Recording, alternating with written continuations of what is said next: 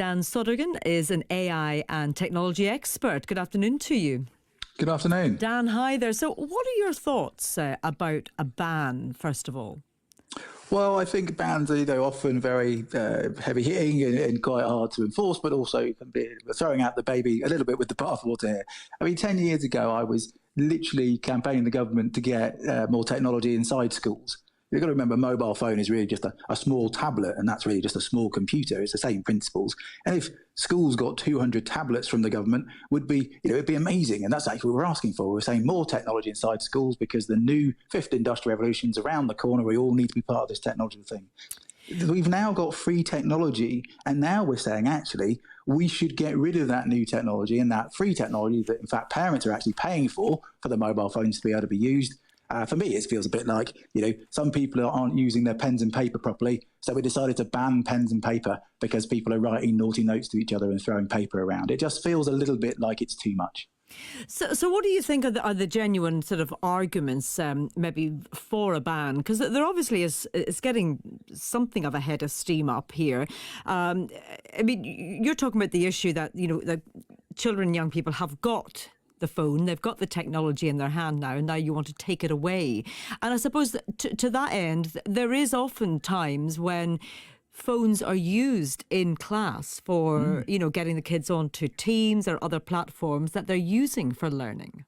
Yeah, absolutely. And if you think about, AI is around the corner, and I don't know if you use AI or ChatGPT and these other things, they're pretty amazing for learning. In fact, the new data over in Nigeria is that 2 months of using AI is the equivalent of using 2 years of traditional school.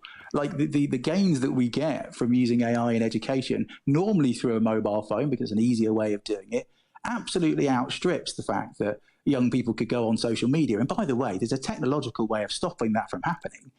You simply use a filter through the system, the internet system that the school already has involved, and they can, stop them from going on those sites. But if you're using your 5G or 4G, does that not circumvent that? No, absolutely. And of course, this is where the human part has to come in, doesn't it? So exactly the same principle. If you're using your pen and paper to draw naughty images and throw paper around, you're not allowed it for a bit. And so we take it off you. Same principle, of course, with your mobile phone. If you're found going on Snapchat and social media, which you shouldn't be doing, then we take the phone off you. But that doesn't mean everyone shouldn't have a phone. But there is an issue, maybe, is there with the type of material which can, pop up on phones totally unsolicited, whether it be pornographic or violent, explicit material like that? Absolutely, and that's exactly why we have the filters, right? We're talking here that we've got to teach children about a digital green cross code, but also use the technology that we already have, by the way, exactly the same as if you go into the BBC and you go onto the BBC servers and you're using their Wi-Fi, you can't go on such sites because it's not allowed. It's exactly the same principle with schools. We've got to remember here, of course, that the kids of today are also the adults of tomorrow. It's not likely they're going to leave school and then suddenly not go on mobile phones. We use our mobile phones for work in a huge number of ways, and that's only going to increase when we're using artificial intelligence to make ourselves more productive. Yeah, but then I'm worried that we're teaching kids to not do that. I suppose teachers also complain about the sort of lack of focus or concentration or the distraction that's caused by a phone, even just knowing that it's sitting in their pocket. What do you make of this sort of the digital dopamine argument that it is harming children's ability to learn? Well, I think that's a much deeper point, and there is a huge thing, and there's lots of data, but I don't think there's quite enough yet, but around social media and around addiction and these other things. But this is not what we're talking about. We're actually talking about mobile phones being banned from schools.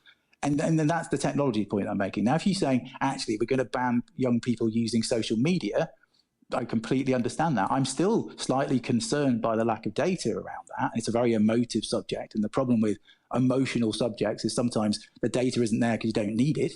But if you look to something like virtual reality use, for example, the data is quite well known that people who are under 16 shouldn't use it because it can affect your brain. So absolutely, but that doesn't mean you ban all technology. You just say virtual reality is bad. Now, we should ban social media use inside schools. Absolutely, I'm 100% behind that. But don't get rid of the power of artificial intelligence to help teachers and the technology that the parents are already paying for to get into the schools, because we wanted that technology 10 years ago. And now we're getting rid of it. Well, gosh, there are interesting arguments, and I'm sure this debate will rage for some time yet. Dan, thanks very much for joining me. Dan Sodergan there, AI and technology expert.